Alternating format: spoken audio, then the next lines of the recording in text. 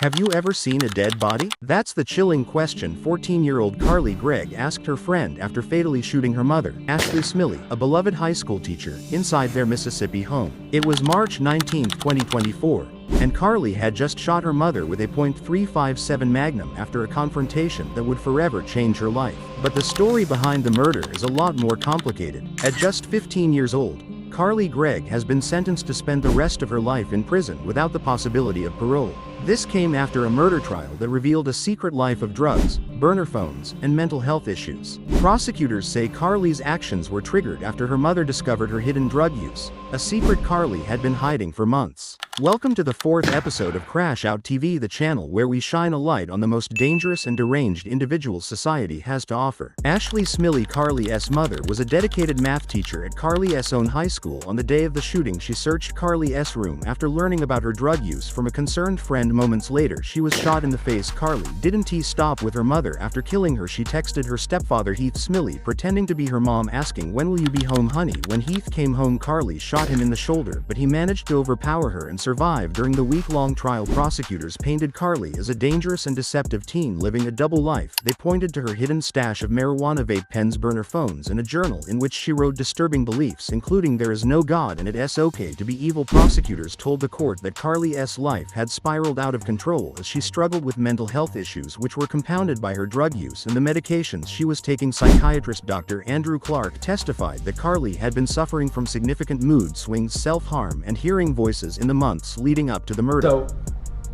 she was having, by May, mood issues, eating disorder issues, cutting herself, hearing voices, and sleeping difficulty.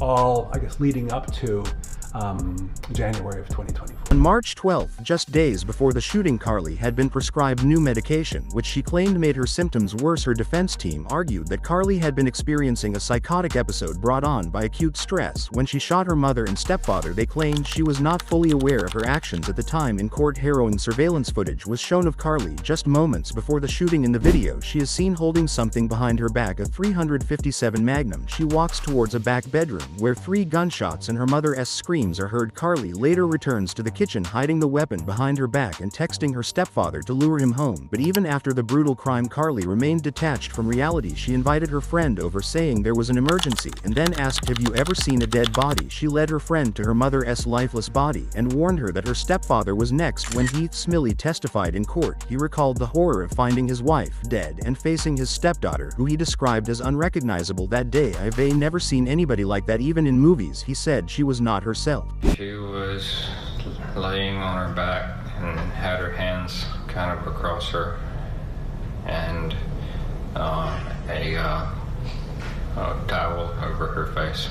Despite the overwhelming evidence, Carly's defense maintained that she was suffering from a mental health crisis and didn't know what she was doing. However, experts testified that Carly was competent to stand trial and understood the difference between right and wrong. The jury didn't take long to deliberate. After just 2 hours, they returned a guilty verdict on all counts: the murder of her mother, the attempted murder of her stepfather, and tampering with evidence. Carly had the chance to take a plea deal that would have given her 40 years in prison, but she chose to go to trial, hoping for a not guilty verdict by reason of insanity. In the end, the jury sentenced the 15-year-old to life in prison without the possibility of parole.